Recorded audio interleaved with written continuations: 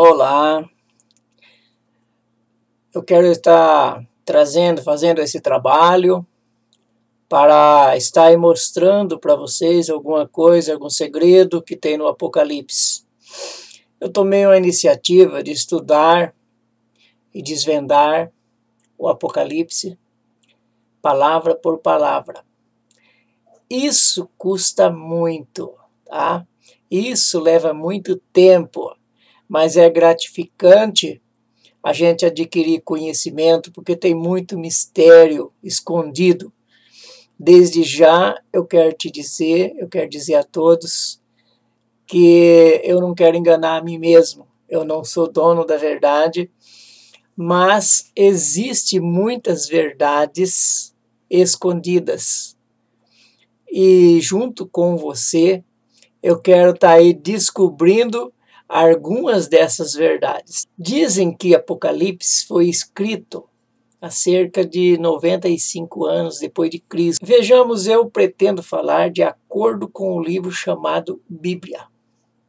Eu sei, assim como muitos sabem, que a nossa Bíblia ela foi passada por muitas mãos, mas chegou até nós. E a gente que é espiritual, que é estudioso, acaba conhecendo a fidelidade de muitas profecias, muitas palavras da Bíblia. Então, o que eu quero falar é de acordo com a Bíblia, o nosso livro, o nosso manual de regra de fé, tá bom? Um detalhe. Em Apocalipse, no capítulo 5, no versículo 4, diz que João chorava porque não tinha quem abrisse um livro selado por dentro e por fora. Ele chorava. Por que João chorava? É o mesmo caso de Daniel. Ele chorava porque a sua salvação, porque a salvação do seu povo dependia da abertura daquele livro, tá? Então, eu quero estar aqui lendo, tá? Inclusive eu marquei aqui, eu não guardo isso tudo na cabeça, é muita coisa, tá? Eu sou igual a você. Para guardar um versículo bíblico acaba sendo difícil. Mas eu guardo algumas coisas sim. Então eu estou lendo. Eu estou estudando e tentando passar para você pelas mesmas razões qual João estava chorando. Porque interpretar o Apocalipse, interpretar as Escrituras, entender um pouquinho de escatologia, coisas do futuro, isso depende também a minha salvação, depende desse meu conhecimento, porque o próprio Salvador, ele disse que o povo perece por falta de conhecimento. Quer dizer, o profeta disse, né? E o Senhor disse que nós tínhamos que ler as Escrituras, porque são elas que dele testifica. Ela, a Escritura Sagrada, ela contam a respeito dele. E sobre o que ele fez, sobre o que ele faz e sobre o que ele vai fazer, tá? Então, o conhecimento, a minha salvação depende dos meus conhecimentos. E eu vejo que como eu tenho mais tempo, a salvação dos meus antequeridos e de todos vocês, muitas vezes depende de um pouco de mim, depende dos meus conhecimentos. Então eu quero estar aí tentando passar a vocês esses conhecimentos, tá bom? Vamos lá, vamos ver o que eu posso passar para vocês. Apocalipse quer dizer revelação. Eu no passado, eu achava muito difícil de entender Apocalipse, muito difícil. Então, para mim, Apocalipse era um livro cheio de confusão. E Apocalipse não é como eu vi e como muitos veem. Ele não é um livro de confusão. ele é um livro de revelação. Apesar de você saber tanto quanto eu, que não é tão fácil assim. Mas, se a gente olhar com um olhar profundo, a gente vai conseguir descobrir ou desvendar a maior parte do que chamamos de mistério do Apocalipse, tá bom? Estudar Apocalipse é o mesmo que estudar o passado, o presente e o futuro. O passado, o presente e o futuro. Para entender a escatologia, conforme eu disse, que é estudo do futuro, para entender a escatologia temos que entender a paleontologia, que é estudo do início. Aí mora um dos maiores mistérios, dos maiores segredos. Entender o que. Ela é um estudo que mostra os inícios, mas início daquilo que temos aí condições de chegar até ele. Não é todos início não, porque tem muitas coisas que nós não conseguimos chegar até lá, tá? Sabendo que a maior parte do passado nos está oculto e o passado do passado não cabe ao ser humano. Então não adianta nós querer saber o passado do passado. O passado ainda, muitas coisas a gente consegue ter até certeza de como foi, tá? Para que nós possamos tomar base e saber como será o futuro. Mas vamos ao estudo. Uma das primeiras coisas que eu quero passar para vocês é que Deus não é ingênuo. Deus não é ingênuo, como muitas pessoas pensam. Tudo que você imaginar está no seu cronograma. Tudo está no seu projeto. Quer um exemplo? Quando o povo estava fazendo a Torre de Babel,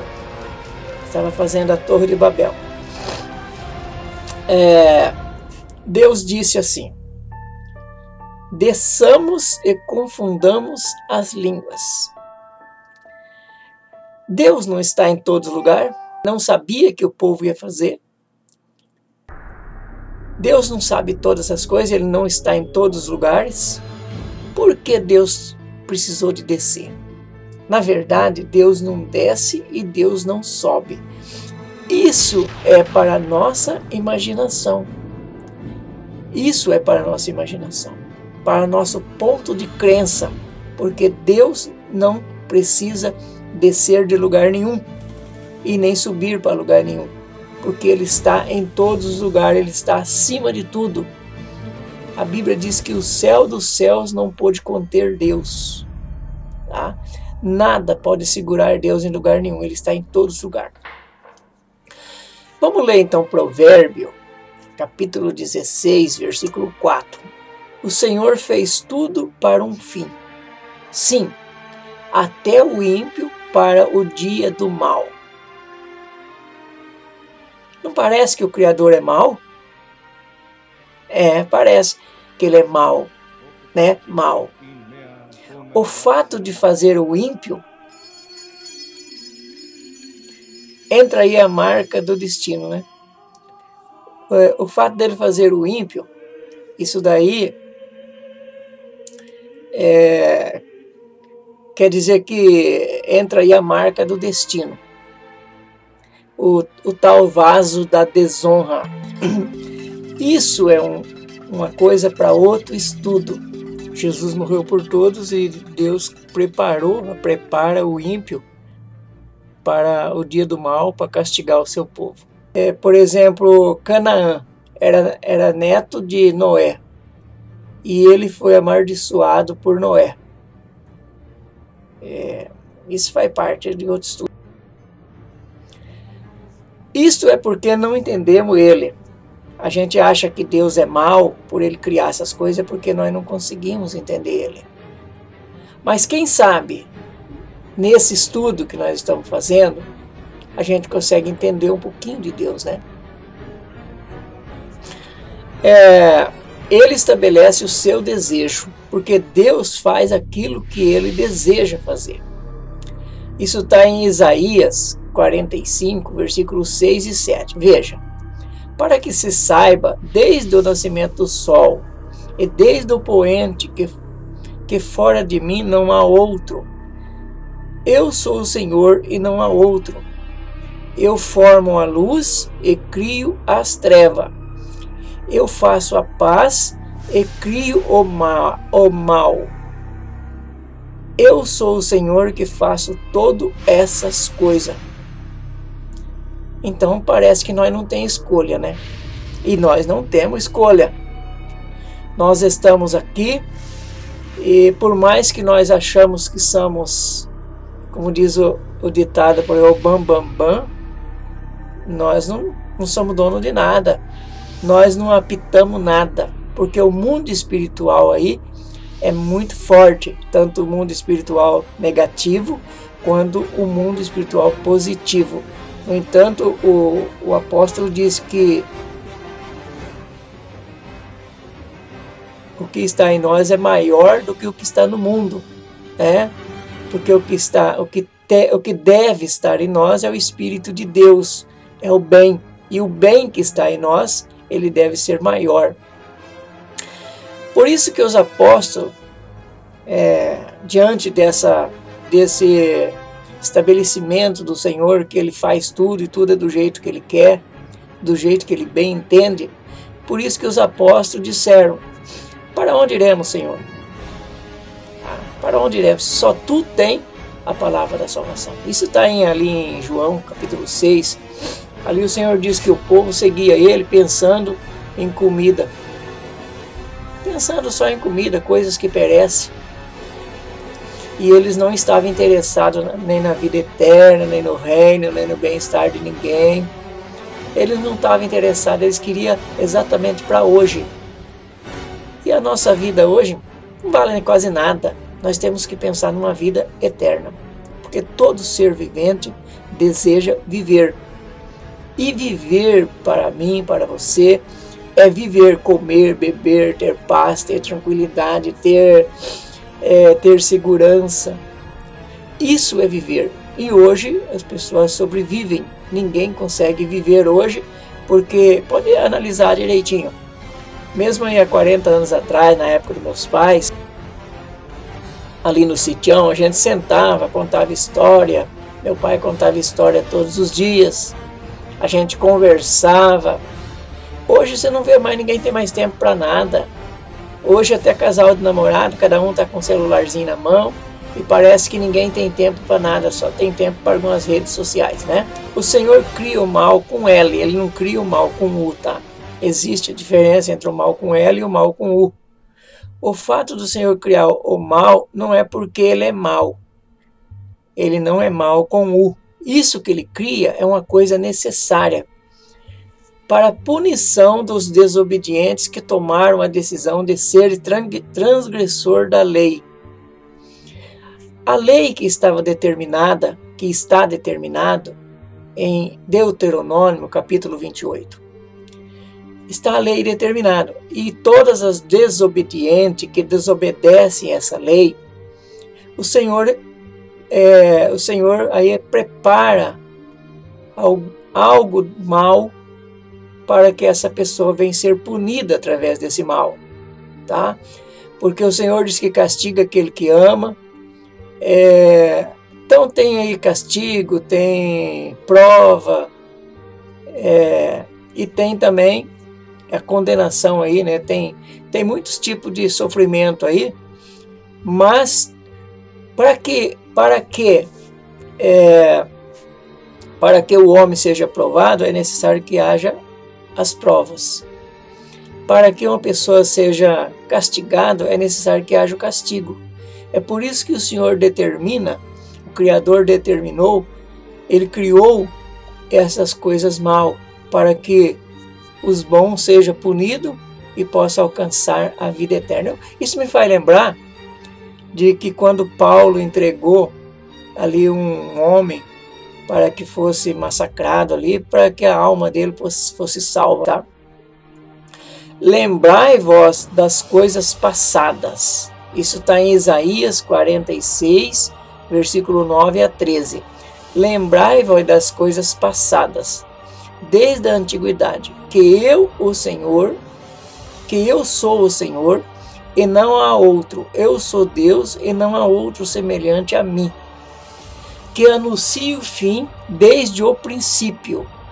Eis desde a antiguidade as coisas que ainda não sucederam, que digo, o meu conselho subsistirá, e farei toda a minha vontade, chamando do Oriente uma ave de rapina, e de um país remoto um homem do meu conselho. Sim, eu o disse, e eu o cumprirei. Formei esse propósito e também executarei. Ouve-me, ó duro de coração, os que estáis longe da justiça. Faço chegar a minha justiça, e ela não está longe, e a minha salvação não tardará. Mas estabelecerei a salvação em Sião e em Israel a minha glória, viu? Então, aí a gente vê. Mas vamos aí colocar uns pingos no i, né? Quanto a essa leitura aí, tem algumas coisas que nós temos que colocar uns pingos aí. Veja bem, pela ciência, o nosso planeta tem milhões de anos. Tem muitos milhões de anos. Eu não duvido disso. Eu creio nisso. Mas em Deuteronômio, no capítulo 29, no versículo 29, diz lá: as coisas encobertas pertencem ao Senhor nosso Deus, mas as reveladas pertencem a nós e a nossos filhos para sempre, para que observemos toda a palavra desta lei. Então é necessário que nós observamos a palavra da lei de Deus, mas nós estamos limitados a tudo, nós estamos limitados ao tempo. Portanto, o segredo e as razões do Criador nunca entenderemos, nunca vamos entender, tá? Nós não vamos ter condições de entender o segredo de Deus. Veja isso em Colossenses 1,16.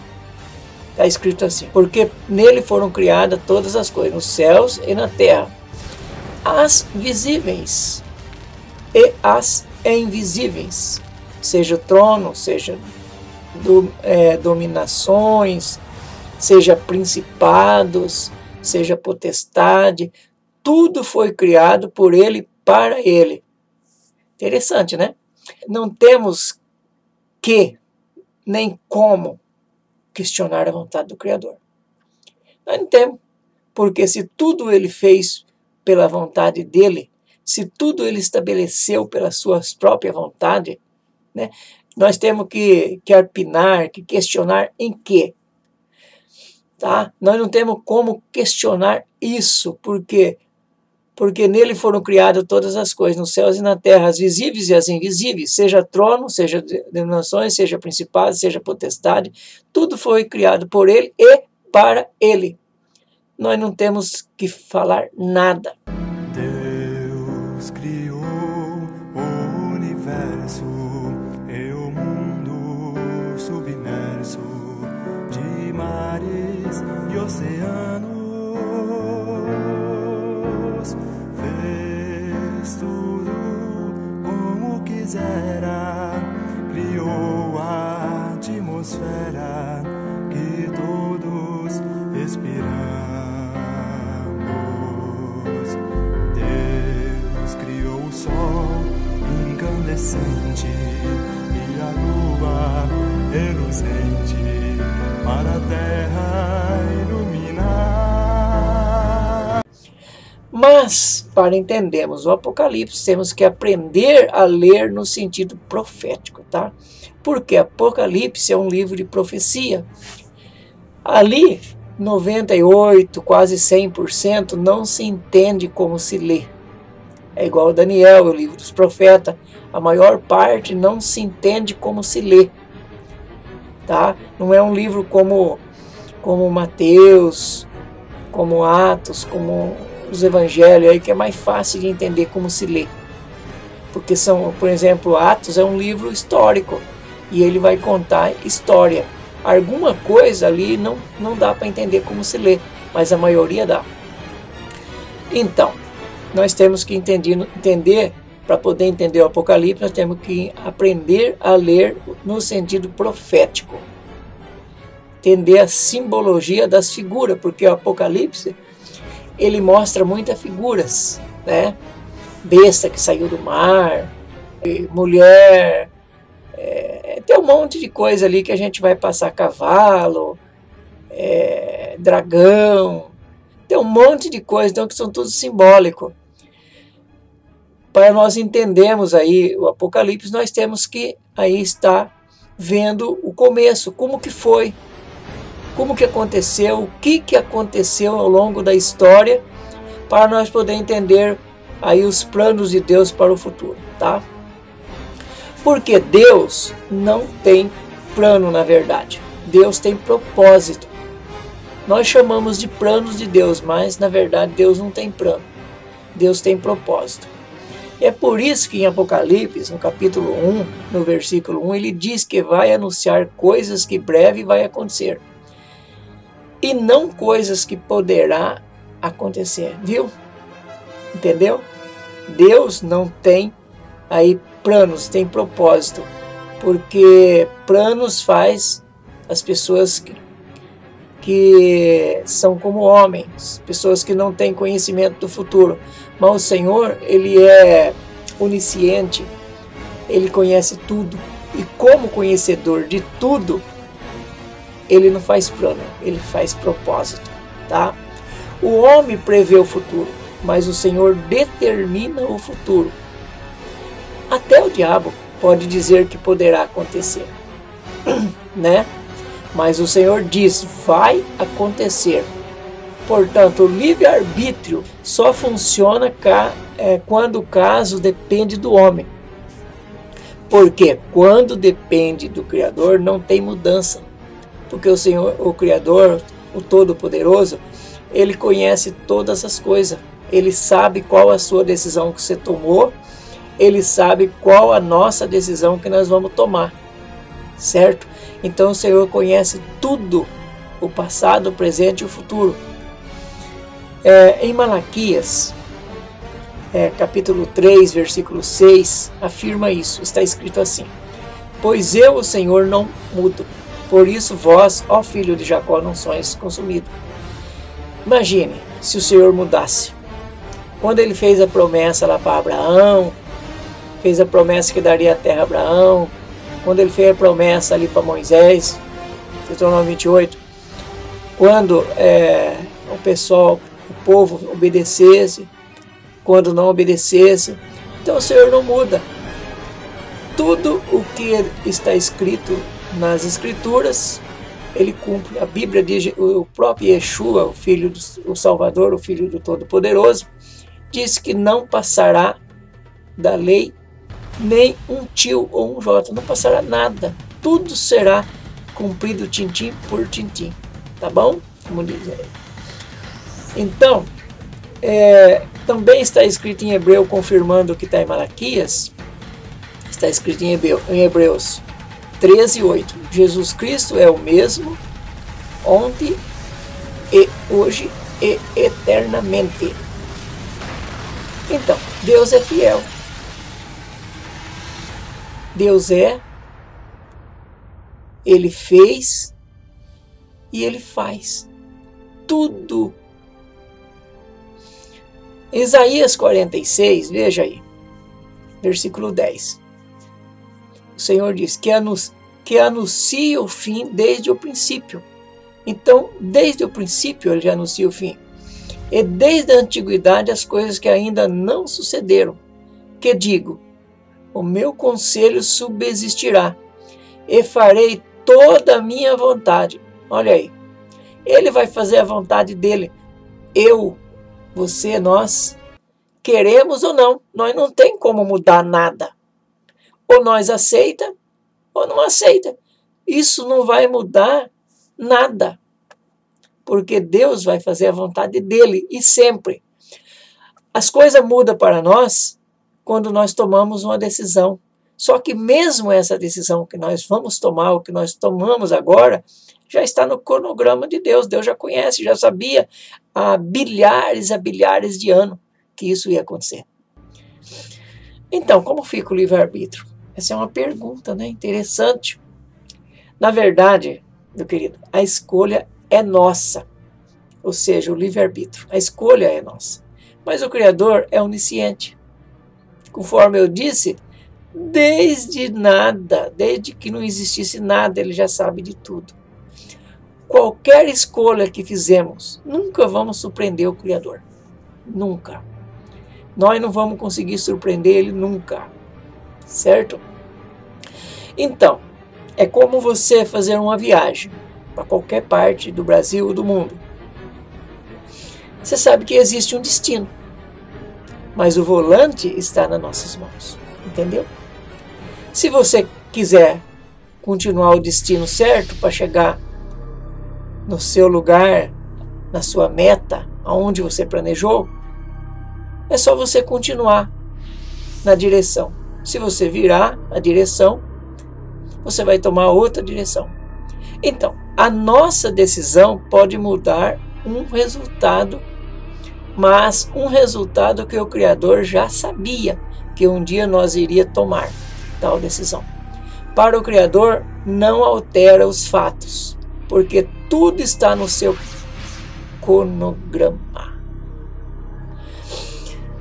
Isso não pela vontade, mas pelo seu amor e fidelidade. Como disse o autor do filme Alto da Compadecida. Não sei, só sei que é assim. Está escrito em Mateus 11, versículo 28. Vinde a mim todo vós que estáis cansado e oprimido, e eu vos aliviarei. Tá? Você viu aí? Vinde a mim. Quer dizer, depende do homem. Só que o Criador já sabe quem vai vir e quem não vai. Em Marcos, capítulo 16, versículo 16, está escrito: quem crer e for batizado será salvo, mas quem não crer será condenado. Então, aí está uma condição do homem, crer ou não. Só que não vai surpreender o Senhor, o Salvador, o Criador, porque ele já sabe da sua resposta, ele já sabe da sua decisão. Veja, em João, capítulo 16, versículo 8, o Senhor ali falando do Espírito Santo, ele disse: e quando ele vier, convencerá o mundo do pecado, da justiça e do juízo. Então, a função do Espírito Santo é convencer as pessoas dos erros, certo? Convencer as pessoas que dão lugar a ele. Todas as decisões que cabem ao homem é um livre escolha dele. É o livre-arbítrio, é a livre escolha dele. Mas, antecipadamente, o Senhor já sabe qual seria ou qual será a nossa escolha. Tá? É assim, um exemplo. O pai é o dono de tudo. O filho é o administrador. Ou seja, o filho é a palavra, o porta-voz. O filho é o porta-voz do pai. Tá? Como embaixador. Por exemplo, aqui no Brasil, temos embaixador. Então, o filho é embaixador do pai. E nós somos embaixadores do filho. Tá? O filho anuncia o desejo do pai. E o Espírito de Deus, o Espírito Santo, é como se fosse o chefe. Tá? Aquele que convence os funcionários a trabalhar. Então o Espírito Santo, ele vem para convencer. É como o chefe que fica convencendo. Agora o filho não, o filho anuncia o desejo, as palavras do pai. Agora o Espírito Santo, ele simplesmente convence o homem, como no caso aí o homem de trabalhar, no caso o funcionário. E cabe ao homem, e é o homem que é o executor, que tem que fazer as coisas. Portanto, quando a gente quer que alguém seja curado, quando a gente quer que Deus cure alguém que está no hospital. O nosso dever é ir até no hospital, não ajoelhar à beira da nossa cama e pedir para que Deus vá. Tá? Não que Deus não possa fazer isso, tá? Mas é nós que temos que executar. Quando ele disse ali, ide por todo mundo, pregai o evangelho a toda criatura, ele não está dizendo eu vou. Ele está dizendo ide. Ou quando ele diz lá em Atos 1:8, sereis as minhas testemunhas, né? Em todos os lugares, aqui em Samaria, na Judéia, em Jerusalém, até os confins da terra. Ele não disse que ele ia. Ele disse que os apóstolos, os discípulos dele, é que tinham que ir. O homem, que é o executor, é aquele que escolhe trabalhar por um salário ou por um prêmio, certo? Numa empresa, por exemplo, a pessoa escolhe trabalhar. Exemplo, em uma construção, o dono passa para o administrador, que é o filho. O dono é Deus, o Todo-Poderoso. O filho passa para o chefe, o Espírito Santo. O chefe passa para o executor, o homem, que tem o livre escolha de fazer ou não. Só que em uma obra, o executor, o homem, só faz a sua parte, ou seja, o trabalho da obra.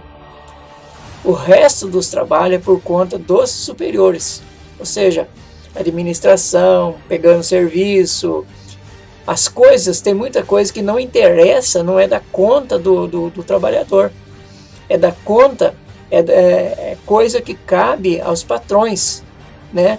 Então os funcionários, o executor, eles têm que entender da obra e tem que fazer a obra, certo?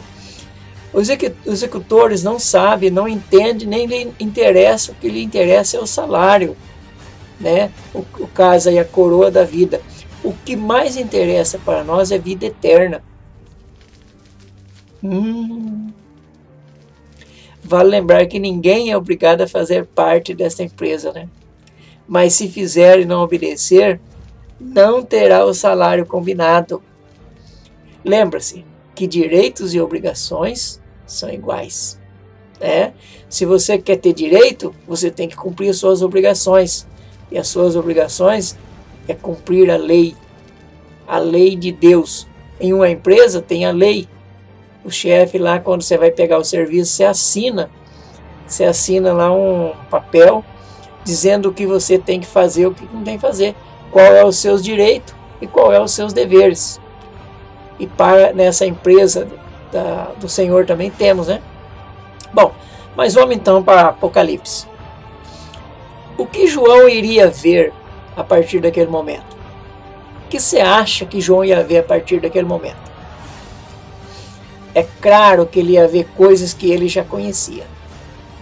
E coisa que aconteceria dali até o fim. Exemplo, no Monte da Transfiguração, lá estava, o Senhor levou lá para o monte Pedro, Tiago e João. E eles viram o que João vai ver sozinho e com mais detalhe agora no Apocalipse, certo? Então, João já tinha conhecimento de muitas coisas. Marca aí, João tinha conhecimento das Escrituras, né? Dos livros dos profetas, das profecias. João tinha conhecimento da vivência dele com o Senhor. João tinha conhecimento daquilo que ele viu, daquilo que ele teve junto e participou. E João também teve aí conhecimento de quando ele viu o Senhor no monte ali sendo transfigurado e o Senhor apareceu em glória, tá? Veja aí, conforme eu disse que lá no monte da transfiguração teve lá Pedro, Tiago e João, né? No monte da transfiguração teve Pedro, Tiago e João, conforme eu disse. Veja o que escreveu Pedro em 2 Pedro, capítulo 1, versículo 16 a 18. Porque não seguimos fábulas engenhosas, quando vós fizemos conhecer o poder e a vinda de nosso Senhor Jesus Cristo, pois nós fomos testemunhas oculares de sua majestade, lá no monte. porquanto ele recebeu de Deus Pai honra e glória, quando pela glória magnífica lhe foi dirigida a seguinte voz: este é o meu Filho amado, em quem me comprazo. E esta voz dirigida do céu, ouvimos lá nós mesmos, estando com ele no Monte Santo. Pedro estava contando o que viram lá no Monte da Transfiguração, viu? É o mesmo que João vai ver agora, mas João vai ver com muito mais detalhe. O que Pedro está dizendo: não acredito em mentirosos com história ilusórias, como tem hoje, né? Ou não tem? Muitos contando muitas ilusões, como tais assim: vamos morar em rua de ouro, bem além da terra, vamos abandonar a terra, tanta coisa, tantas ilusões, né? Então Pedro não acreditava nessas histórias mentirosas, engenhosas, porque ele conhecia de ver e não simplesmente de ouvir, tá? Pedro tinha um conhecimento a fundo, só que agora João vai ver novamente em Apocalipse com mais detalhe, tá? Mas isso nós vamos ver na segunda parte deste vídeo. Até lá!